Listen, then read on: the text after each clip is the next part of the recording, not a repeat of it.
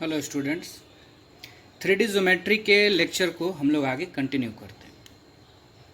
तो मैंने आपको बताया भी था कि हम लोग अभी सिर्फ बोर्ड लेवल, एक बार हमने जो भी बोर्ड लेवल का कॉन्सेप्ट कर रहे हैं, जो भी 3D अभी तक हमने पिछले 2 लेक्चर्स में देखा था, उस बार एक बार हम लोग उसको रिविज़न कर लेते हैं। तो देखिए, 3D ज्योमेट्री में सबसे पहले मैंने आपको बताया था पॉइंट्स पर कुछ रिजल्ट, जिसमें था सबसे पहला डिस्टेंस फार्मूला कि अगर हमने 2 पॉइंट कंसीडर करा ए और बी, ए पॉइंट का कोऑर्डिनेट है x1, y1, z1 और बी का कोऑर्डिनेट है x2, y2, z2, तो ए और बी के बीच का डिस्टेंस निकालने का ये फार्मूला होगा √x2 माइनस x1 का whole square plus y2 minus y1 का whole square plus z2 minus z1 का होल स्क्वायर। फिर हम लोग इसमें बात किए थे कि distance of any point P from the origin, तो ओरिजिन का कोऑर्डिनेट क्या होता है 0, 0, 0, तो ओरिजिन से इस पॉइंट का डिस्टेंस क्या हो जाएगा √x माइनस 0 का स्क्वायर, y माइनस 0 का स्क्वायर, z माइनस 0 का स्क्वायर, तो ये फार्मूला आ जाएगा।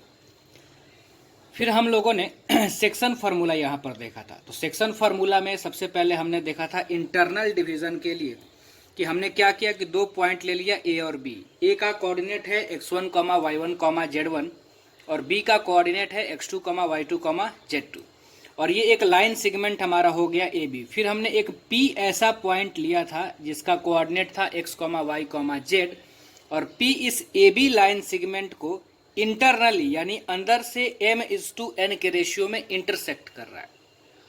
तो इस P के x कोऑर्डिनेट की वैल्यू m से हम लोग इधर मल्टीप्लाई करते हैं n से इधर, तो क्या हो जाएगा mx2 plus nx1 divided by m plus n, y coordinate my2 plus ny1 divided by m plus n and z coordinate mz2 plus nz1 divided by m plus n।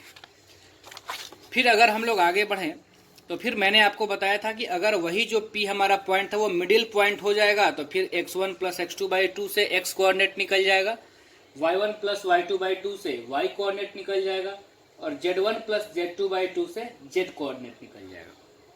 External division की हम लोग बात करें तो P को बाहर ले लेते थे, सेम इंटरनल वाला ही फार्मूला होता है, बस चेंज कहाँ पे होता है तो प्लस के जगह पे माइनस हो जाता है। तो ये हमने पहले से हम लोग सीखे हुए हैं। सेंट्रॉयड ऑफ ए ट्रायंगल, तो पहले हम लोग सीखे थे कि सेंट्रॉयड होता क्या है। तो सेंट्रॉयड होता है किसी ट्रायंगल के सारे ही मीडियंस का जो इंटरसेक्शन पॉइंट होता है, point of intersection of medians of A triangle is called centroid of that triangle. Centroid को डिनोट करने के लिए हम लोग यूज करते हैं कैपिटल G। हमने एक ट्रायंगल ले लिया जिसका हमको वर्टेक्स पता है, मीडियंस हमने ले लिया, ये मीडियन अगर हम नाम दे दें AD, दूसरे को हम नाम दे दें BE और तीसरे को अगर मैं नाम दे दूं CF, तो इन तीनों का इंटरसेक्शन पॉइंट जो है हमारा वो सेंट्रॉयड होगा। और अगर वर्टेक्स पता है तो सेंट्रॉयड का कोऑर्डिनेट क्या होता है, तीनों के x कोऑर्डिनेट का सम डिवाइडेड बाई 3, तीनों के y कोऑर्डिनेट का सम डिवाइडेड बाई 3 और तीनों के z कोऑर्डिनेट का सम डिवाइडेड बाई 3। फिर अगर हम लोग आगे बढ़े तो लाइन से रिलेटेड हमने कुछ रिजल्ट देखा था। पहला देखा था कि direction cosine of A line. इसमें क्या होता है कि अगर कोई लाइन एक्स एक्सिस के पॉजिटिव डायरेक्शन से एंटी क्लॉकवाइज डायरेक्शन में अल्फा एंगल, वही लाइन वाई एक्सिस के पॉजिटिव डायरेक्शन से एंटी क्लॉकवाइज डायरेक्शन में बीटा और जेड के साथ अगर गामा एंगल बना रही है तो कॉस अल्फा, कॉस बीटा और कॉस गामा की वैल्यू को उस लाइन का डायरेक्शन कोसाइन कहा जाता है। और डायरेक्शन कोसाइन को हम लोग डिनोट करते हैं एल, एम और एन से, यानी कि L is equal to cos alpha, M is equal to cos beta और N is equal to cos gamma. Remark की हम लोग बात करें तो डायरेक्शन कोसाइन के स्क्वायर का सम 1 होता है, यानी cos square alpha plus cos square beta plus cos square gamma भी क्या हो जाएगा हमारा 1। एक्स एक्सिस का डायरेक्शन कोसाइन होता है 1, 0, 0, वाई एक्सिस का 0, 1, 0, जेड एक्सिस का 0, 0, 1। ये सब मैंने आपको बताया था पिछले लेक्चर्स में, बस एक बार मैं रिकॉल करा रहा हूँ। Direction ratio of A line, तो डायरेक्शन रेशियो के लिए हम लोग सीखे हुए हैं कि कोई भी 3 नंबर जो डायरेक्शन कोसाइन के प्रोपोर्शनल हो, कोई भी 3 नंबर जो डायरेक्शन कोसाइन के प्रोपोर्शनल हो उनको हम लोग डायरेक्शन रेशियो कहते हैं। और डायरेक्शन रेशियो को जनरली ए, बी एंड सी से डिनोट किया जाता है। अब ए बी सी प्रोपोर्शनल होने चाहिए डायरेक्शन कोसाइन के, यानी L/A इक्वल होना चाहिए M/B इक्वल होना चाहिए N/C और ये इक्वल होता है इसके। इनको जब हम लोग रिलेट करके सॉल्व करते हैं तो डायरेक्शन कोसाइन निकालने का फार्मूला हमारा ये मिलता है 3 फार्मूला। जब डायरेक्शन रेशियो गिवन हो, डायरेक्शन रेशियो गिवन होगा तो हम लोग डायरेक्शन कोसाइन इस फॉर्मूले से निकाल सकते हैं। इस पर हम लोग क्वेश्चंस भी देखे थे पिछले लेक्चर्स में। आगे बढ़ते हैं। इसके बाद हम लोग वेक्टर अलजेब्रा में सीखे हुए थे कि अगर आर कोई वेक्टर है हमारा A I cap plus B J cap plus C K cap, तो आर का डायरेक्शन रेशियो हम लोग बोलेंगे ए बी और सी, और डायरेक्शन कोसाइन क्या हो जाएगा, तो यही डायरेक्शन रेशियो को यानी आई कैप जे कैप और के कैप के कोफिशिएंट्स को इस वेक्टर के मैग्नीट्यूड से हम लोग डिवाइड कर देंगे, तो वो क्या हो जाएगा हमारा डायरेक्शन कोसाइन। फिर अगर कोई लाइन दो पॉइंट से पास कर रहा है तो उसका डायरेक्शन कोसाइन होता है उनके कोऑर्डिनेट्स का डिफरेंस, यानी x2 minus x1, y2 minus y1 और z2 माइनस z1 इस लाइन AB का डायरेक्शन रेशियो हो जाएगा। और अगर इन्हीं वैल्यूज को हम लोग इसी लाइन के मैग्नीट्यूड से इस लाइन इन दोनों पॉइंट्स के बीच के डिस्टेंस से डिवाइड कर देंगे, तब वो हमारा क्या हो जाएगा डायरेक्शन कोसाइन। फिर आगे हम लोग सीखे हुए थे angle between two lines in terms of direction cosine. Direction cosine के टर्म्स में दो लाइन के बीच का एंगल निकालना, यानी दो लाइन के बीच का अगर हमसे एंगल पूछा जाए और दोनों ही लाइन का डायरेक्शन कोसाइन गिवन हो तो कैसे निकालेंगे। हमने माना था कि L1 और L2 दो लाइन हैं, जहां L1 का डायरेक्शन कोसाइन है L1 M1 और N1, और L2 का डायरेक्शन कोसाइन है L2 M2 और N2।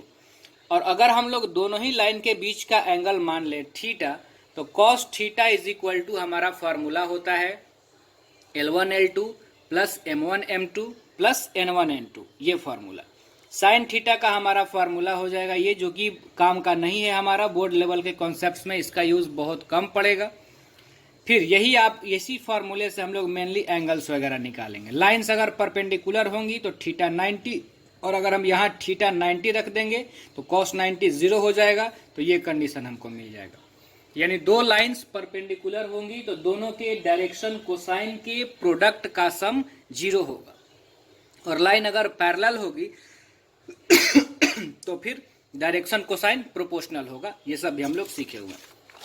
आगे अगर हम लोग बात करें तो आगे है angle between two lines in terms of direction ratio.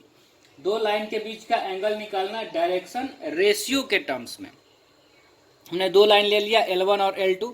पहले लाइन का डायरेक्शन रेशियो हमने ले लिया A1 B1 और C1, दूसरे लाइन का डायरेक्शन रेशियो हमने ले लिया A2 B2 और C2, और दोनों के बीच का एंगल हमने मान लिया थीटा।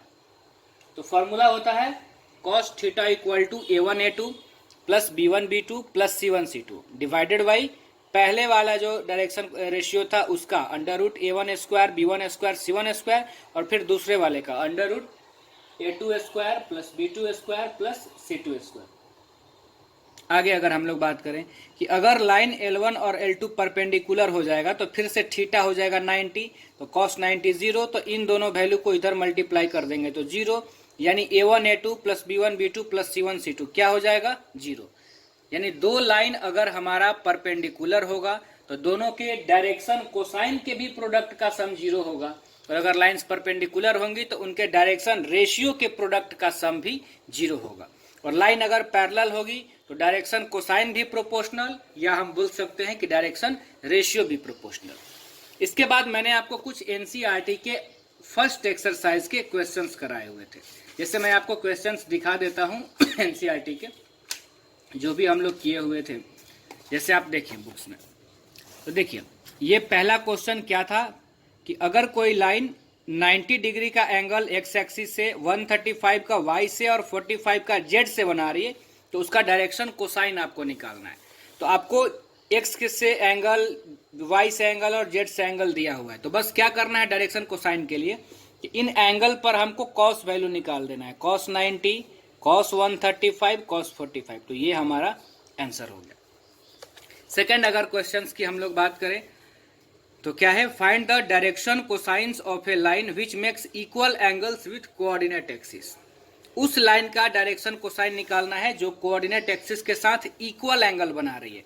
तो अगर हम लोग बात करें कि जो लाइन है और जो एंगल बना रही है वो लाइन वो अल्फा बना रही है और इक्वल बना रही है, तो अल्फा अगर एक्स एक्सिस से तो वाई से भी अल्फा ही बनाएगी, जेड से भी अल्फा ही बनाएगी, क्योंकि क्वेश्चन में दिया गया है कि तीनों ही एक्सिस से वो लाइन इक्वल एंगल बना रही है। तो आगे हम लोग अगर बात करें तो तीनों एक्सिस से अल्फा एंगल है, तो लाइन का डायरेक्शन कोसाइन हो जाएगा कॉस अल्फा और कॉस अल्फा। और हम प्रॉपर्टी जानते हैं डायरेक्शन कोसाइन का कि डायरेक्शन कोसाइन के स्क्वायर का सम 1 होता है। तो हम लोग क्या किए कि तीनों के स्क्वायर का सम करके 1 कर दिए और यहाँ से कॉस अल्फा हमारा निकल गया। तो यहाँ से फिर हम लोग को इसमें बताना क्या था, डायरेक्शन कोसाइन बताना था। तो डायरेक्शन कोसाइन हमको मिल गया, ये कि तीनों ही डायरेक्शन कोसाइन ±1/√3 होगा।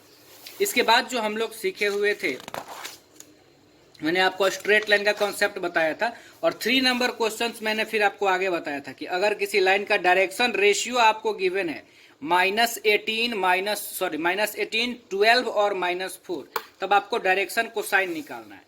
तो डायरेक्शन रेशियो अगर आपको ये है, यानी ए का वैल्यू है -18, बी का वैल्यू है 12 और सी का वैल्यू है -4, तब आपको निकालना क्या था, डायरेक्शन कोसाइन। तो ABC गिवन हो और LMN निकालना हो, तो ये फार्मूला मैंने आपको पहले सिखाया हुआ है।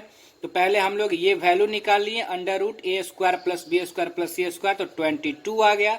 तो L का वैल्यू हो जाएगा a बाई ये वैल्यू, तो a है -18/22, ये आ गया। M निकाल लिए b बाई करके और n निकाल लिए c बाई करके।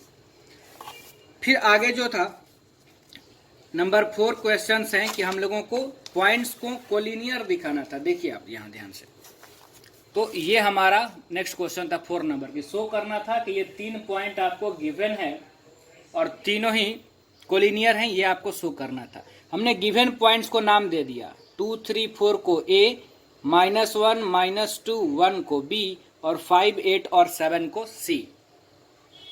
तो ये हमारा क्या हो गया कि ये तीनों पॉइंट को कोलिनियर शो करना है। तो हम क्या करेंगे कि इन दोनों पॉइंट को मिलाने वाली लाइन का डायरेक्शन रेशियो निकाल लिए। और 2 पॉइंट को मिलाने वाली लाइन का डायरेक्शन रेशियो कैसे निकालते हैं, तो कोऑर्डिनेट्स के डिफरेंस से। तो ये हमारा हो गया डायरेक्शन रेशियो AB का, A और B पॉइंट को मिलाने वाली लाइन का। फिर इसी तरह से हम लोग BC का डायरेक्शन रेशियो निकालिए, तो ये आ गया। और अगर दोनों का डायरेक्शन रेशियो प्रोपोर्शनल हम दिखा देंगे, तो इसका मतलब हो गया कि वो तीनों ही पॉइंट्स कोलिनियर हैं। जब भी 3 पॉइंट को आपको कोलिनियर प्रूफ करना हो तो मेथड बहुत सारे हैं, उनमें से एक ये भी मेथड है कि जैसे 3 पॉइंट है हमारा A, B और C, तो आप AB लाइन का निकाल लीजिए डायरेक्शन रेशियो और BC लाइन का डायरेक्शन रेशियो निकाल लीजिए। और अगर दोनों का डायरेक्शन रेशियो प्रोपोर्शनल हो, जैसे देखिए यहाँ प्रोपोर्शनल है, -3/6 जितना होगा उतना ही होगा, -5/10 उतना ही होगा, -3/6। तो प्रोपोर्शनल आने का मतलब है कि पॉइंट्स हमारे कोलिनियर हो जाएंगे। आगे हम लोग बात करते हैं। तो अगला क्वेश्चन था 5 नंबर की, डायरेक्शन कोसाइन निकालना था किसी ट्रायंगल के तीनों ही साइड्स का, जिस ट्रायंगल का वर्टिसेज आपको दिया हुआ था। तो ये वर्टिसेज ABC हमको गिवन है। डायरेक्शन रेशियो हम पहले साइड का निकाल लेंगे, फिर डायरेक्शन कोसाइन हम निकाल लेंगे।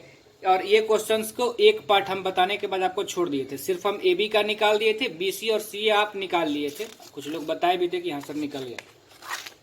फिर इतना करने के बाद हम लोग 3D का पहला चैप्टर स्टार्ट किए थे, जिसका नाम है स्ट्रेट लाइन इन स्पेस। मैंने आपको बताया था कि 3D ज्योमेट्री में आपको 2 ही चैप्टर पढ़ना है, पहला स्ट्रेट लाइन इन स्पेस और दूसरा द प्लेन। तो स्ट्रेट लाइन इन स्पेस में जैसे हम लोग क्लास 11th में कोऑर्डिनेट ज्योमेट्री में स्ट्रेट लाइन पढ़े थे, तो स्ट्रेट लाइन के इक्वेशंस लिखने का हम लोग बहुत सारा वहां पे फॉर्म पढ़े थे।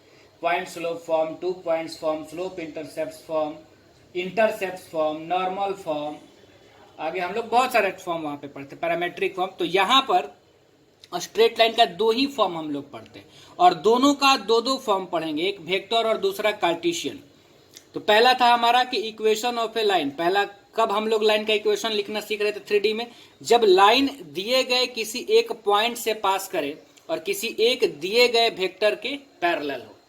लाइन दिए गए किसी एक पॉइंट से पास करे और दिए गए किसी वेक्टर के पैरेलल हो, तो उस समय वेक्टर फॉर्म में लाइन का इक्वेशन होता है कि अगर कोई लाइन जो जहां से पास कर रही है उसका पोजीशन वेक्टर है अगर r1 और वो लाइन किसी वेक्टर m के पैरेलल है, तो लाइन का ये इक्वेशन होता है, vector r is equal to r1 plus lambda into vector m। जहां लेमडा कोई स्केलर है, r वेक्टर का मतलब वेरिएबल हो गया x i cap plus y j cap plus z k cap. r1 क्या है वेक्टर, तो r1 वेक्टर है उस पॉइंट का पोजीशन वेक्टर जहां से ये लाइन पास कर रही है, और वेक्टर m क्या है, तो वो वेक्टर जो इस दिए गए लाइन के पैरेलल है, यानी वेक्टर m जो है इसका कोफिशिएंट्स इस लाइन के डायरेक्शन रेशियो को रिप्रेजेंट करता है, और r1 का जो पॉइंट है वहां से तो लाइन पास ही कर रही है। फिर हम लोग आगे इसका प्रूफ वगैरह मैंने आपको बताया था, अगर ज्यादा दिक्कत होगा तो आप पीछे के लेक्चर्स को देख सकते हैं फिर से एक बार। फिर अगर हम लोग आगे बात करें तो आर वेक्टर क्या होता है ये मैंने बताया था, r1 क्या है ये मैंने बताया था, और m वेक्टर क्या है ये मैंने बताया था। कार्टेशियन फॉर्म में लाइन का इक्वेशन कब, जब लाइन दिए गए किसी एक पॉइंट से पास करे और लाइन का डायरेक्शन रेशियो पता हो। तो इसमें हम लोग क्या देखे हुए थे कि लाइन, स्ट्रेट लाइन का इक्वेशन जब वो लाइन पास करे कोई एक पॉइंट ए जिसका कोऑर्डिनेट है x1, y1, z1, और अगर लाइन का डायरेक्शन रेशियो है a, b, c, तब उस लाइन का इक्वेशन ये हो जाएगा x minus x1 by a equal to y minus y1 by b equal to z minus z1 by z। फिर इसका प्रूफ करके मैंने आपको दिखाया भी था कि वेक्टर वाला इक्वेशन और कार्टेशियन वाला इक्वेशन सेम ही है। हाँ, यहाँ पर लाइन पास कहाँ से कर रही है, तो x1, y1 और z1 से। मैंने आपको बताया था कि माइनस साइन रहेगा तब बताना है कि प्लस वाले से पास कर रही है, और जब x, y और z का कोफिशिएंट्स जब तक 1 नहीं रहे तब तक हम ना ये बता सकते हैं कि लाइन कहाँ से पास कर रही है, और ना ही लाइन का डायरेक्शन रेशियो बता सकते हैं। तो x, y और z का कोफिशिएंट्स 1 होना जरूरी है, तभी आप लाइन का डायरेक्शन रेशियो बता सकते हैं, या फिर लाइंस कहां से पास कर रही है ये आप बता सकते हैं। ये है हमारा कार्टेशियन फॉर्म का इक्वेशन, कब, जब वो लाइन दिए गए किसी एक पॉइंट से पास करे और लाइन का डायरेक्शन रेशियो पता हो। सेकंड में हम लोग सीखे हुए थे equation of line passing through two given point. Line का इक्वेशन लिखना जब वो दिए गए 2 पॉइंट से पास करे। इसमें भी हम लोग सब 2 ही फॉर्म देखे थे, वेक्टर और कार्टेशियन। सबसे पहले वेक्टर फॉर्म, वेक्टर इक्वेशन उस लाइन का जो 2 गिवन पॉइंट से पास करे। अगर पहला पॉइंट का पोजीशन वेक्टर है r1 और दूसरे वाले पॉइंट का पोजीशन वेक्टर है r2, तब लाइन का इक्वेशन हो जाएगा vector r is equal to r1 plus lambda times r2 minus r1। Vector r is equal to r1 plus lambda times r2 minus r1। और कार्टेशियन फॉर्म में क्या हो जाएगा कि अगर कोई लाइन है जो इन दोनों पॉइंट से, एक पॉइंट है ए जिसका कोऑर्डिनेट है x1, y1, z1, और दूसरा है अगर b जिसका कोऑर्डिनेट है x2, y2, z2, तब लाइन का इक्वेशन हो जाएगा x minus x1 by x2 minus x1, y minus y1 by y2 minus y1, और z minus z1 by z2 minus z1। तो इतना ही हम लोग अभी तक पिछले 2 लेक्चर्स में किए हुए थे, और इसके बाद मैंने आपको बताया था कि स्ट्रेट लाइन के बारे में इतना पढ़ने के बाद हम लोग एक्सरसाइज 11.2 को सॉल्व करेंगे। तो अभी हम लोग एनसीईआरटी के एक्सरसाइज 11.2 का डिस्कशन करते हैं। हाँ, बहुत सारे लोग बना भी लेते हैं, लेकिन मुझे तो ये मान के यहाँ से नहीं पता है ना मुझे कितने लोग बना ले रहे हैं, कितने लोग नहीं सॉल्व कर पा रहे हैं, तो इसलिए मुझे तो सारे ही करने पड़ेंगे। चलिए, अब क्वेश्चंस में लिखूंगा नहीं, क्वेश्चंस मैं आपको बुक से दिखा दे रहा हूं। जब भी आप लेक्चर को देखें तो एनसीईआरटी के बुक्स को अपने पास में रखें ताकि आप क्वेश्चंस को वहां से पढ़ सकें। तो चलिए हम लोग स्टार्ट करते हैं पहले क्वेश्चन से। देखिए आप ध्यान से, तो 11.2 का पहला क्वेश्चन आप देखिए। कहा जा रहा है कि so that the 3 lines with direction cosine, 3 line की बात किया जा रहा है। पहले लाइन का डायरेक्शन कोसाइन 12/13 माइनस 3/13 माइनस 4/13। दूसरे लाइन का डायरेक्शन कोसाइन 4/13 12/13 3/13, और तीसरे लाइन का direction cosine 3/13 minus 4/13 12/13 are mutually perpendicular.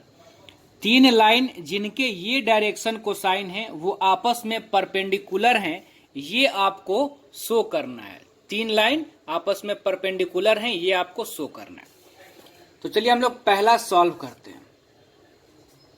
तो सबसे पहले हम लाइन L1 नाम दे देते हैं। अब L1 लाइन का डायरेक्शन कोसाइन को हम small l1, small l2, small l3 नाम दे देते हैं। तो L1 का डायरेक्शन कोसाइन है वो हम लिख रहे हैं, आप बुक्स देखते रहेंगे, बुक्स भी। पहले वाले का डायरेक्शन कोसाइन 12/13 M1 है, -3/13 और N1 है -4/13। दूसरे लाइन को हमने नाम दे दिया L2 और इसके डायरेक्शन कोसाइन को हमने रिप्रेजेंट कर दिया L2, M2 और N2 से। तो L2 की वैल्यू हो जाएगी 4/13, M2 की वैल्यू हो जाएगी 12/13 और N2 की वैल्यू हो जाएगी 3/13। ठीक है ना। फिर हम लोग आगे बात करते हैं तीसरे लाइंस की। इसके डायरेक्शन कोसाइन को हम L3, M3 और N3 से रिप्रेजेंट कर देते हैं, यानी L3 की वैल्यू 3/13, M3 की वैल्यू -4/13। ये LMN से हम लोग डिनोट करते हैं ना डायरेक्शन कोसाइन को, तो वही हमने यूज किया है, कंफ्यूज नहीं होना है। 12/13। अब देखिए, आपसे क्वेश्चंस में ये कहा जा रहा था कि आपको ये प्रूफ करना है कि ये तीन लाइन जिसको हमने नाम दिया है L1, L2 और L3 और जिनका डायरेक्शन कोसाइंस भी आपको प्रॉब्लम में गिवन है, ये तीनों ही लाइन आपस में परपेंडिकुलर हैं। तो आप जानते हैं कि अगर दो लाइन परपेंडिकुलर होती हैं आपस में तो उनके डायरेक्शन कोसाइन के प्रोडक्ट का सम 0 होता है। तो अगर हम यहाँ पर ये दिखा दें कि दो लाइंस के डायरेक्शन कोसाइन के प्रोडक्ट का सम 0 है, तो ये प्रूफ हो जाएगा ना कि लाइंस हमारी परपेंडिकुलर हैं। तो सबसे पहले हम क्या करते हैं कि पहला पॉइंट में हम लोग वैल्यू निकालते हैं, पहला लाइन और दूसरे लाइन को देखते हैं कि परपेंडिकुलर है कि नहीं। तो उसके लिए क्या करेंगे, इन दोनों के डायरेक्शन कोसाइन के प्रोडक्ट का सम यानी L1, L2 plus M1, M2 plus N1, N2 का वैल्यू निकालते हैं। तो देखिए, L1 और L2 को जब हम मल्टीप्लाई करेंगे तो ये 12 × 4 हो जाएगा 48 और डिवाइडेड बाई 13 × 13 हो जाएगा 169। फिर प्लस M1 और M2 को जब हम मल्टीप्लाई करेंगे तो -3 और 12 तो हो जाएगा -36 divided by 13 × 13 169 plus N1, N2 का मल्टीप्लाई तो -4 × 3 तो -12 और डिवाइडेड बाई 13 × 13 169। अगर हम लोग एलसीएम ले लें 169 तो ये आ गया देखिए 48, ये प्लस माइनस -36 और ये भी प्लस माइनस -12, तो ये ऊपर आ गया 0/169। तो कितना आ गया 0। तो हम लोग बोल सकते हैं कि here L1, L2 plus M1, M2 plus N1, N2 की वैल्यू कितनी आ गई 0। इसका मतलब है ये हमारा इम्प्लाइज करेगा कि दोनों ही लाइंस जो हमारा है L1 और L2 ये परपेंडिकुलर हो जाएंगे। हम लोग सीखे हुए हैं ना कॉन्सेप्ट कि दो लाइन के डायरेक्शन कोसाइन के प्रोडक्ट का सम अगर 0 होगा तो लाइंस परपेंडिकुलर हो जाएगी। अब हमको क्या शो करना था यहाँ पर कि तीनों एक दूसरे से परपेंडिकुलर है, म्यूचुअली परपेंडिकुलर। तो हम पहला दूसरा को तो दिखा दिए परपेंडिकुलर, अब दिखाते हैं दूसरे तीसरे को। तो उसके लिए हम लोगों को क्या निकालना होगा, तो दूसरे तीसरे को परपेंडिकुलर दिखाने के लिए हम लोग क्या निकालेंगे L2, L3 plus M2, M3 plus N2, N3 की वैल्यू। तो चलिए बताइए L2, L3 ये कितना हो जाएगा, मल्टीप्लाई करेंगे तो 12/169। फिर यहाँ देखिए माइनस है तो माइनस हो जाएगा 48/169 और फिर यहाँ देखिए प्लस हो जाएगा तो 36/169। तो ये भी कितना आ जाएगा आपका 0। और फिर L2, L3 इन दोनों का भी प्रोडक्ट अगर 0 आ रहा है प्रोडक्ट का सम, तो इसका मतलब है कि दो लाइन जिसका यानी डायरेक्शन कोसाइन हम यूज किए थे तो L2 और L3 ये भी आपस में परपेंडिकुलर हैं। अब क्या बच गया हमारा कि L3 और L1 परपेंडिकुलर है ये दिखाना। तो अब हम लोग तीसरे वाले में लेके चलेंगे L1, L3 तीसरे और पहले लाइन को दिखा रहे हैं perpendicular plus M1, M3 plus N1, N3 equal to. तो चलिए L1 था, आप देखते रहिएगा डाटा, L1 और L3 को जब हम मल्टीप्लाई करेंगे तो मिलेगा 36/169। फिर प्लस M1 और M3 को कीजिएगा तो मिलेगा 12/169, और फिर N1 N3 को कीजिएगा तो मिलेगा -48/169। तो ये आ जाएगा 0/169 यानी कि 0। फिर से ये 0 आ गया, यानी दिस इम्प्लाइज दैट कि पहला लाइन और तीसरे लाइन के डायरेक्शन कोसाइन के प्रोडक्ट का सम अगर 0 आ रहा है, इसका मतलब है कि पहला और तीसरा लाइन आपस में परपेंडिकुलर है। तो इस तरह से हमने पहले वाले क्वेश्चंस को कंप्लीट कर लिया। अब हम लोग आगे बढ़ते हैं क्वेश्चन नंबर 2 की तरफ। बहुत सिंपल है, मैक्सिमम लोग इसको कर चुके होंगे, मैं जान रहा हूं। चलिए देखिए सेकेंड क्वेश्चंस को हम लोग करते हैं। देखिए इसमें क्या कहा जा रहा है कि so that the line through the points 1 -1 2, फिर है 3 4 -2 is perpendicular to the line through the points this and this. क्या शो करना है आपको कि इन दोनों ही पॉइंट से पास करने वाली लाइन परपेंडिकुलर होगी इन दोनों से पास करने वाली लाइन के। तो पहले तो हम लोग पॉइंट को नाम दे दिया जाए, तो हम वही लिखते हैं लेट गिवन पॉइंट्स आर, चारों को हम लोग नाम दे देते हैं। तो पहला में है A 1, -1, 2, B 3, 4, -2 and C 0, 3, 2 and D 3, 5, 6। अब देखिएगा जरा डाटा मिला लीजिएगा। पहला पॉइंट का कोऑर्डिनेट था 1 -1 2, दूसरा था 3 4 -2, तीसरा 0 3 2 एंड 3 5 6। अब देखिए क्वेश्चन को समझिए। पहले क्वेश्चन में ये कहा जा रहा है कि इन दोनों ही पॉइंट से पास करने वाली लाइन यानी AB लाइन और CD लाइन एक दूसरे पे परपेंडिकुलर है, ये आपको शो करना है। तो हम अगर या तो कैसे दिखा सकते हैं कि दोनों लाइन AB लाइन और CD लाइन परपेंडिकुलर है, तो दो तरीका है हमारे पास। दोनों लाइन के डायरेक्शन कोसाइन को दिखा दें कि उनके प्रोडक्ट का सम 0 है, या दोनों लाइन के डायरेक्शन रेशियो का हम दिखा दें। तो सबसे पहले हम यहाँ डायरेक्शन रेशियो निकालना काफी आसान है, तो हम पहले AB लाइन का डायरेक्शन रेशियो निकाल लेते हैं और फिर हम CD लाइन का डायरेक्शन रेशियो निकाल लेंगे। अगर दोनों ही लाइन के डायरेक्शन रेशियो के प्रोडक्ट का सम 0 आ गया तो इसका मतलब है कि लाइंस परपेंडिकुलर होंगी। मैंने बताया था परपेंडिकुलर डायरेक्शन कोसाइन के भी प्रोडक्ट का सम 0 तो परपेंडिकुलर, डायरेक्शन रेशियो के भी प्रोडक्ट का सम तो 0। तो सबसे पहले हम लोग अब निकाल लेते हैं AB लाइन का डायरेक्शन रेशियो। तो अब हम सब पहला पॉइंट में पहले नाम दे दिए, ऐसे ही हेडिंग दे दी ताकि समझ में आए हमको। Direction ratio of line AB are. अब हम लोग पढ़े हुए हैं कि दो पॉइंट से पास होने वाले लाइन का डायरेक्शन रेशियो कैसे निकालते हैं, तो उनके कोऑर्डिनेट्स का डिफरेंस होता है वो। तो 3 -1 कितना हो जाएगा 2, 4 -1 तो हो जाएगा 5, और -2 -2 तो हो जाएगा -4।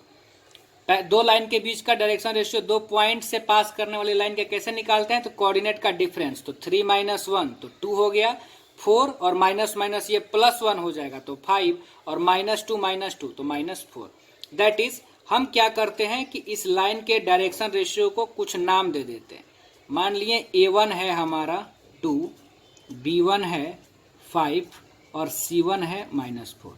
यानी AB लाइन के डायरेक्शन रेशियो को हम A1 B1 और C1 से डिनोट कर दें। हम जानते हैं डायरेक्शन रेशियो को मेनली ABC से डिनोट किया जाता है, इसीलिए हम A1 B1 C1 क्योंकि दो डायरेक्शन रेशियो हमको लेना पड़ा है। अब हम देखते हैं direction ratio of line CD R। CD line का डायरेक्शन रेशियो तो क्या हो जाएगा, देखिए कोऑर्डिनेट्स का डिफरेंस। तो 3 -0 तो 3, 5 -3 तो 2, और 6 -2 तो हो जाएगा 4। अब अगर CD लाइन के डायरेक्शन रेशियो को हम नाम देते हैं A2 B2 C2 तो क्या हो जाएगा, A2 = 3, B2 = 2 और C2 = 4। अब क्वेश्चन ये हो गया कि दो लाइन है जिसका ये डायरेक्शन रेशियो है और दोनों को आपको परपेंडिकुलर शो करना है। तो आपको क्या करना होगा, कि बस दोनों के डायरेक्शन रेशियो के प्रोडक्ट का सम देखना होगा। तो हम लोग लिखते हैं कि now A1A2 plus B1B2 plus C1C2 equal to, तो A1 और A2 को मल्टीप्लाई कीजिए तो 2 इंटू 3 6, B1B2 को तो 5 इंटू 2 10, और ये देखिए माइनस है तो -4 और 4 तो -16, लेकिन प्लस है तो माइनस हो जाएगा -16, तो यह आ गया 16 माइनस 16 0। अब अगर डायरेक्शन रेशियो के प्रोडक्ट का सम 0 आ गया तो हम लोग क्या बोल सकते हैं कि therefore lines AB and CD are perpendicular to each other. बस हो गया, ये हमारा दूसरा क्वेश्चन। आगे हम लोग बढ़ते हैं प्रॉब्लम नंबर 3 की तरफ। चलिए, तो हम लोग पहले क्वेश्चन नंबर 3 यहां पर हेडिंग दे देते हैं और पहले हम लोग क्वेश्चन को समझते हैं। तो देखिए क्वेश्चन में क्या कहा जा रहा है इस बार कि so that the line through the points this comma this is parallel to the line through the points this comma this. इस बार आपको क्या करना है कि पिछले बार जो क्वेश्चन था ना वहां परपेंडिकुलर दिखाना था, इस बार आपको क्या दिखाना है तो पैरेलल दिखाना है। क्या है क्वेश्चन कि इन दोनों पॉइंट से पास करने वाली लाइन पैरेलल होगी इन दोनों पॉइंट से पास करने वाली लाइंस के। तो हम लोग जानते हैं कि दो लाइन पैरेलल तभी होती है जब उनके डायरेक्शन रेशियो प्रोपोर्शनल हो। तो उससे पहले हम लोग क्या करेंगे कि पॉइंट्स को नाम दे देते हैं, जैसे हमने पिछले वाले क्वेश्चंस में किया था। मान लेते हैं कि late given points R A. तो पहला हमारा आप कोऑर्डिनेट्स बुक से मिलाते रहेंगे 4, 7, 8। दूसरा हमारा पॉइंट है बी 2, 3, 4 एंड दूसरे वाले लाइन को सी और डी नाम दे देते हैं। सी, तो सी का कोऑर्डिनेट है -1, -2, 1 एंड डी, तो डी का कोऑर्डिनेट है 1, 2, 5। चेक कर लीजिएगा एक बार डाटा। पहला लाइन पास कर रहा है 4, 7, 8 से और 2, 3, 4 से, और दूसरा -1, -2, 1 से और 1, 2 और 5 से। और हमको ये शो करना है कि ए और बी से पास करने वाली लाइन पैरेलल है सी और डी से, यानी ए बी लाइन पैरेलल है सी डी के। तो हम लोग क्या करेंगे, दोनों ही का डायरेक्शन रेशियो निकालेंगे। तो सबसे पहले हम पहला पॉइंट में नाम दे देते हैं direction ratio of a b are. क्या हो जाएगा 2 - 4 यानी कि -2, 3 - 7 -4, 4 - 8 -4। ठीक है ना, फिर से देखो 2 - 4 -2, 3 - 7 -4, 4 - 8 -4।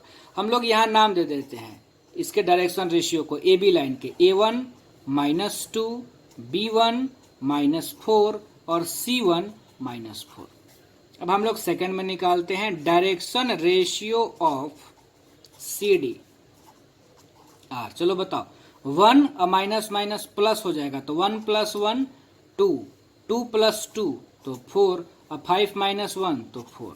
यहाँ हम नाम दे देते हैं तो A2 2, B2 4, C2 4। तो पैरेलल दिखाने के लिए क्या दिखाना होगा, प्रोपोर्शनल दिखाना होगा। तो प्रोपोर्शनल अगर दिखाना है तो बस A1/A2 equal to B1/B2 equal to C1/C2 आपको दिखाना होगा। तो हम लोग यहाँ देखते हैं here A1/A2 is equal to B1/B2 is equal to C1/C2। आप ऐसे भी देखो ना कि -2/2 तो -1, -4/4 तो -1 और -4/4, तो ये सब किसके बराबर है, -1।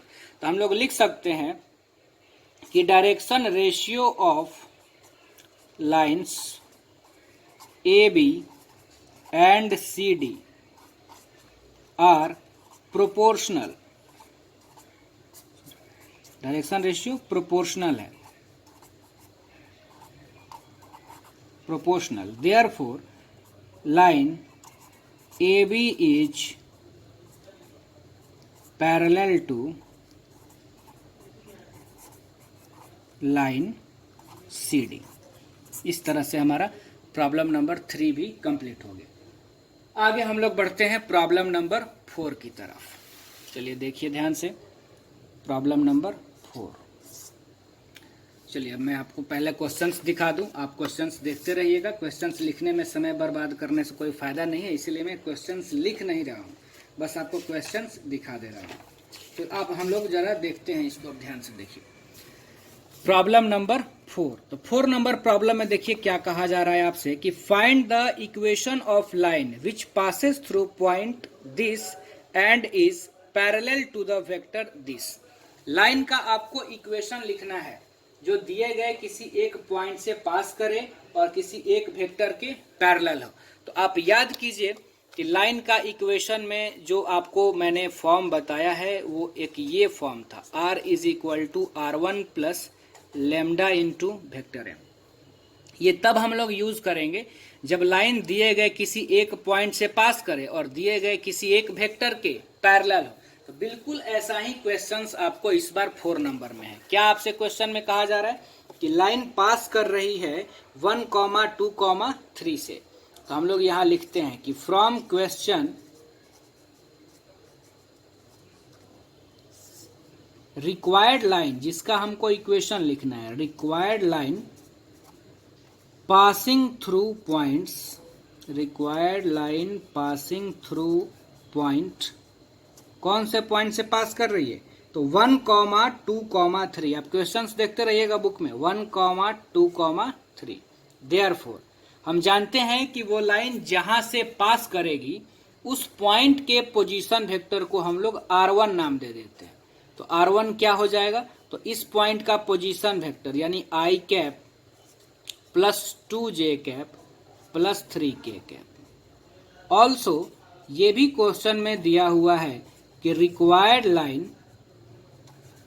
Parallel to the vector, required line parallel to the vector, कौन से वेक्टर के पैरेलल है रिक्वायर्ड लाइन? तो वो है 3i cap plus 2j cap minus 2k cap. That is हम लोग जानते हैं कि जिस वेक्टर के लाइन पैरेलल होता है उसको हम लोग वेक्टर m नाम देते हैं। यानी वेक्टर m हमको गिवन है 3i cap plus 2j cap minus 2k cap. अब हमसे लाइन का इक्वेशन पूछा जा रहा है। क्योंकि ये नहीं क्वेश्चन में क्लियर है कि लाइन का इक्वेशन हमको वेक्टर फॉर्म में बताना है कि कार्टेशियन फॉर्म में बताना है। लेकिन जो भी चीजें आपको वेक्टर वे दी हुई है, तो सबसे पहले अगर मान लीजिए वेक्टर फॉर्म में पूछा जाए, तो मैं आपको दोनों ही बता देता हूं कि अगर वेक्टर फॉर्म में पूछा जाए तो हम लिखते हैं वेक्टर इक्वेशन ऑफ लाइन। मैं दोनों फॉर्म में आपको बता दे रहा हूं यहाँ पे। तो क्या होता है फॉर्मूला वेक्टर फॉर्म का? r is equal to r1 plus lambda times vector m।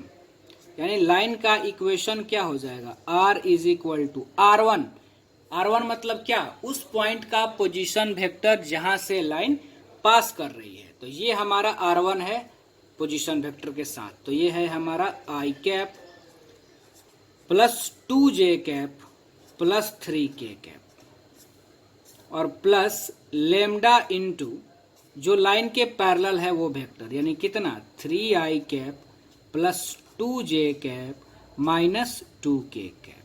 तो ये हमारा आंसर हो जाएगा। बस कुछ नहीं, फार्मूला पुटिंग क्वेश्चन था। अब आप ये मान लो कि अगर आपसे पूछा जाता इसी लाइन का इक्वेशन कार्टेशियन फॉर्म में, तब हम लोग क्या लिखते जरा देखो, कार्टेशियन इक्वेशन ऑफ लाइन। तो हम लोग ये पढ़े हुए हैं कि कार्टेशियन फॉर्म में लाइन का इक्वेशन जब वो किसी एक पॉइंट से पास करे और किसी एक के पैरेलल हो तब ये होता है। देखो लाइन का इक्वेशन का formula, x minus x1 by A is equal to y minus y1 by B is equal to z minus z1 by C. अब x1 y1 z1 का वैल्यू यहाँ क्वेश्चंस में x1 y1 z1 होता है line जहां से पास कर रही है। तो उसका कोऑर्डिनेट आपको गिवन है कितना? 1, 2, 3, यहीं से ना लाइन पास कर रही है। और ABC क्या होता है? तो डायरेक्शन रेशियो। डायरेक्शन रेशियो मतलब उस लाइन का मिल जाए या उसका मिल जाए जो उस लाइन के पैरेलल हो, क्योंकि दो लाइन पैरेलल होगी तो डायरेक्शन रेशियो बराबर होगा। तो डायरेक्शन रेशियो का मतलब होता है कौन सा वेक्टर, तो वेक्टर m आपका डायरेक्शन रेशियो को रिप्रेजेंट कर रहा है, यानी a इक्वल टू, यानी लाइन का डायरेक्शन रेशियो a की वैल्यू है 3, b की वैल्यू है 2 और c की वैल्यू है -2।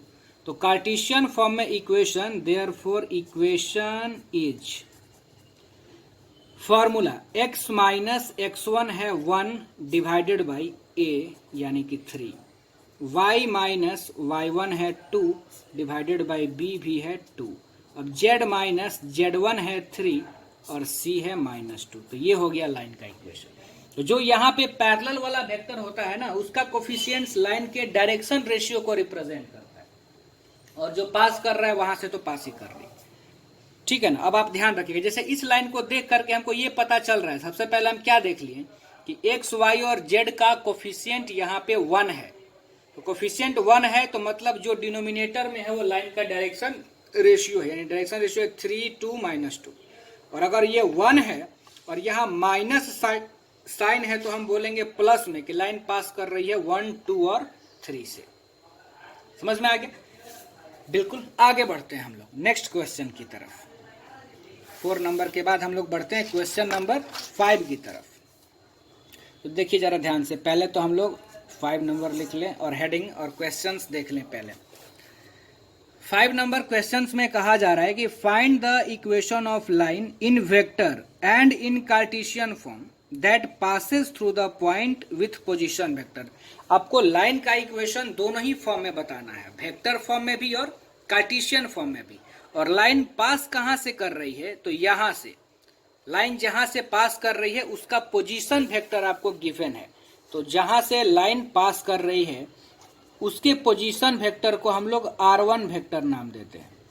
तो लाइन जहां से पास कर रही है उसका पोजीशन वेक्टर r1 आपको गिवन है 2i cap minus j cap plus 4k cap.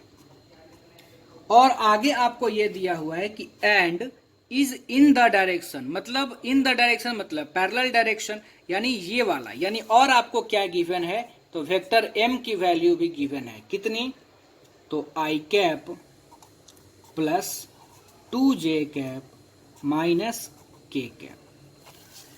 हाँ, तो अब जरा क्वेश्चन आप ध्यान से समझिए, डाटा हमने लिख लिया।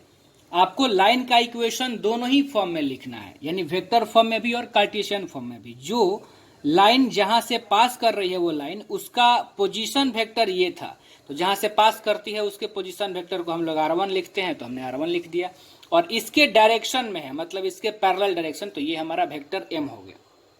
तो सबसे पहले अगर हम लोग लाइन का वेक्टर इक्वेशन लिखें, वेक्टर फॉर्म या वेक्टर इक्वेशन ऑफ लाइन, तो हम लोग फार्मूला जानते हैं, क्या होता है, r is equal to r1 plus lambda times vector m। r1 क्या है, तो उस पॉइंट का पोजीशन वेक्टर जहां से वो लाइन पास करे। m क्या है, तो वो वेक्टर जो उस लाइन के पैरेलल हो या उसके डायरेक्शन में हो। हम बार बार इसलिए बोलते हैं ना ये r1 क्या है, m क्या है, ताकि आपको हमेशा के लिए ये अच्छे से ध्यान में रह जाए। तो चलिए r1 की वैल्यू रख दिया जाए 2i cap minus j cap plus 4k cap plus lambda times vector m i cap plus 2j cap minus k cap. तो ये हो गया आपका वेक्टर फॉर्म में। अब इसको सॉल्व करने की आपको जरूरत नहीं है, वेक्टर फॉर्म में जब भी आपको आंसर बताना हो तो इतना ही लिख के आपको छोड़ देना होता है, ठीक है ना, इतना लिख करके आप इसको छोड़ सकते हैं। तो दूसरा में अब आपको बताना है इसी लाइन का इक्वेशन जो यहां से पास कर रही है और इसके पैरेलल है कार्टेशियन फॉर्म में। तो देखिए कार्टेशियन फॉर्म में इक्वेशन लिखने का दो तरीका है। एक तो तरीका ये है कि वेक्टर फॉर्म में ही वेक्टर r के जगह पे हम लोग पुट कर दें एक्स आई कैप प्लस वाई जे कैप प्लस जेड के कैप, और उसके बाद दोनों ही तरफ हम लोग आई कैप जे कैप और के कैप के कोफिशिएंट्स को इक्वेट कर दें, लेमडा को एलिमिनेट कर दें, तो वैसे भी लिख सकते हैं, या आप डायरेक्ट भी लिख सकते हैं। हम लोग कार्टेशियन फॉर्म में अगर लाइन का इक्वेशन लिखना है तो हम लोग लिख सकते हैं clearly line passing through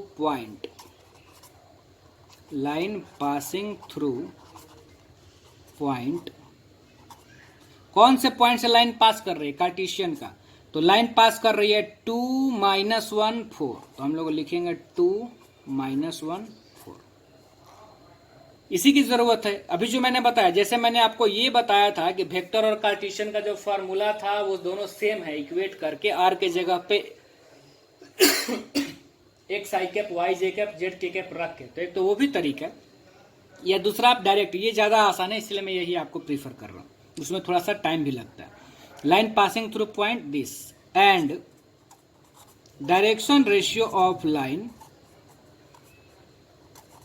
direction ratio कौन बताता है, जो लाइन के पैरेलल हो डायरेक्शन में हो, तो क्या है डायरेक्शन रेशियो, यानी इसका coefficient 1 2 -1। Therefore equation of line, तो हम लोग फॉर्मूला जानते हैं कि x minus x1 by a, y minus y1 by b और z minus z1 by c. तो बस रख दीजिए यहाँ, x माइनस x1 कितना है 2, a है 1, y माइनस y1 है -1, तो ये हो जाएगा +1 बाई 2, और z1 है 4 और c है -1। तो ये हमारा हो गया दोनों ही फॉर्म में लाइन का इक्वेशन। आगे बढ़ते हैं नेक्स्ट प्रॉब्लम की तरफ, प्रॉब्लम नंबर 6।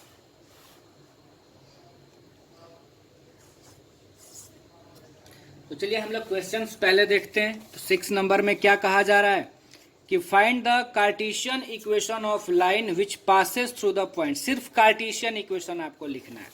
तो जिस लाइन का आपको इक्वेशन लिखना है वो कहां से पास कर रही है ये आपको गिवन है।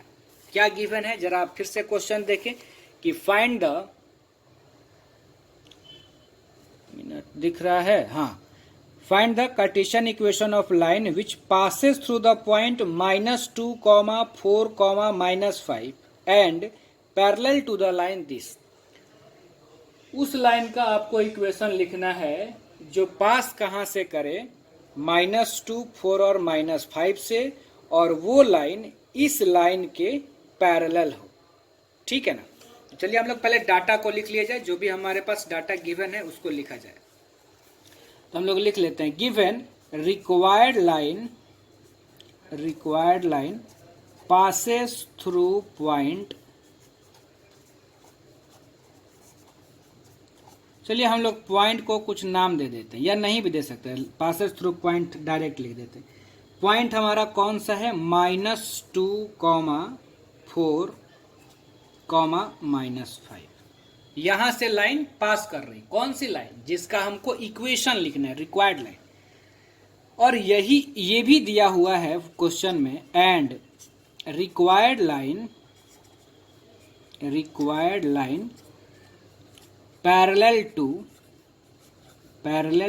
टू द लाइन, और जो रिक्वायर्ड लाइन है वो इस लाइन के पैरेलल है, किसके, तो x + 3 divided by 3 equal to y - 4 divided by 5 equal to z + 8 divided by 6।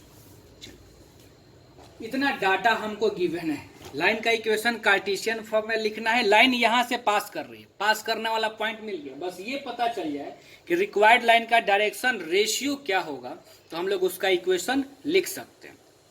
यहाँ क्या दिया हुआ है, रिक्वायर्ड लाइन यहां से पास कर रही है और रिक्वायर्ड लाइन इस लाइन के पैरेलल है, तो हम लिखेंगे कि सिंस, इसको 1 नाम दे देते हैं, required line parallel to line 1, therefore ये दो लाइन पैरेलल हैं, और आप जानते हैं कि दो लाइन अगर पैरेलल होगा तो दोनों का डायरेक्शन रेशियो सेम होगा, यानी हम डायरेक्शन रेशियो रिक्वायर्ड लाइन का निकाल सकते हैं। तो वही मैं लिख रहा हूं, therefore direction ratio of required line equal to direction ratio of line 1। क्योंकि दोनों पैरेलल है तो इसका डायरेक्शन रेशियो रिक्वायर्ड लाइन का बराबर हो जाएगा, और this implies that direction ratio of required line are क्या हो जाएगा, डायरेक्शन रेशियो तो जो इसका डायरेक्शन रेशियो था, इसका डायरेक्शन रेशियो देखने से पहले हम हड़बड़ाएंगे नहीं, इस बात का ध्यान रखेंगे कि इस लाइन के इक्वेशन में एक्स वाई और जेड का कोफिशिएंट 1 है कि नहीं है। जो मैं देख पा रहा हूं कि यहाँ एक्स वाई और जेड का कोफिशिएंट 1 है, इसीलिए डायरेक्शन रेशियो जो डिनोमिनेटर में है हम डायरेक्ट बोल सकते हैं कि इसका डायरेक्शन रेशियो क्या है, 3, 5 और 6। तो अब जिसका हमको इक्वेशन लिखना है वो यहां से पास कर रही है और ये डायरेक्शन रेशियो, तो हम लोग उसका इक्वेशन लिख सकते हैं। Therefore equation of required line is क्या हो जाएगा, x माइनस x1, जहां से पास कर रही है तो +2 हो जाएगा क्योंकि ऑलरेडी माइनस था, divided by direction ratio 3, y minus y1 यानी कि 4 हो जाएगा, डिवाइडेड बाय 5, और z माइनस z1 यानी कि +5 हो जाएगा, डिवाइडेड बाय 6। तो ये हो गया हमारा रिक्वायर्ड लाइन का इक्वेशन। ठीक है, चलिए आगे हम लोग बढ़ते हैं प्रॉब्लम नंबर 7 की तरफ।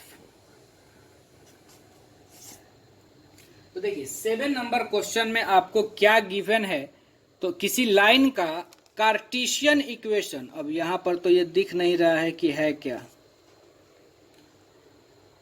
खैर जो भी हो, जो समझ में आ रहा है मैं उससे बता दे रहा हूं, आप अपने बुक्स में देख लीजिएगा क्या है। किसी लाइन का कार्टेशियन इक्वेशन दिया हुआ है और आपको उसका वेक्टर इक्वेशन लिखना है। तो गिवन देखिए ये दिया हुआ है आपको, लाइन का इक्वेशन है 7 नंबर में x माइनस 5/3। अब आप मिला लीजिएगा थोड़ा यहाँ वाला डाटा y के बाद, मुझे लग रहा है कि 4 है, आप अपने बुक में मिला लीजिएगा क्या है, 7 is equal to z minus 6/2।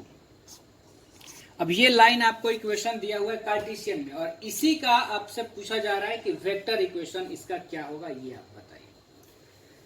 चलिए, तो अगर इसका हमको वेक्टर इक्वेशन बताना है तो हम लोग इस लाइन को पहले ध्यान से देखते हैं और ये पता करते हैं कि लाइन का पास कहां से कर रही है और लाइन का डायरेक्शन रेशियो क्या है। वो दोनों मिल जाएगा तो वेक्टर इक्वेशन भी हम लिख देंगे। तो हम यहां पर लिख सकते हैं कि क्लियरली लाइन 1 passing through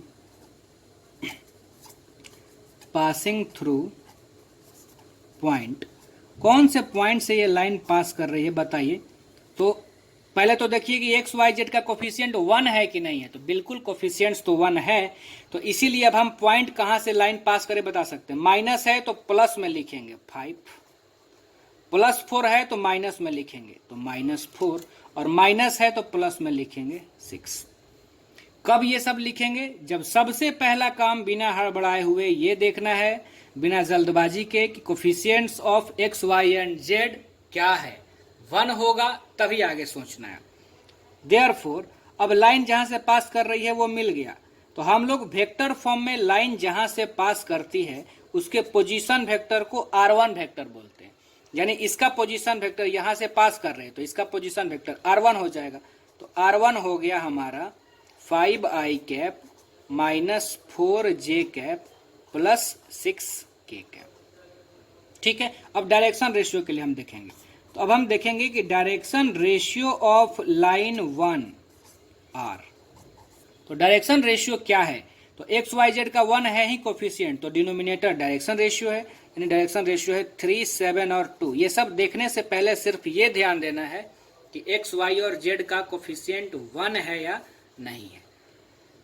ठीक है, ये हो गया हमारा 3, 7 और 2। अब अगर हम लोग बात करें तो डायरेक्शन रेशियो वाला जो वैल्यू होता है वो डिनोट करता है वेक्टर m को, यानी वेक्टर m यानी जो पैरेलल होता है वही डायरेक्शन रेशियो बताता है। मैंने आपको बताया था, यानी वेक्टर m हो जाएगा डायरेक्शन रेशियो का पोजीशन वेक्टर। तो 3i cap plus 7j cap plus 2k cap. So equation in vector form,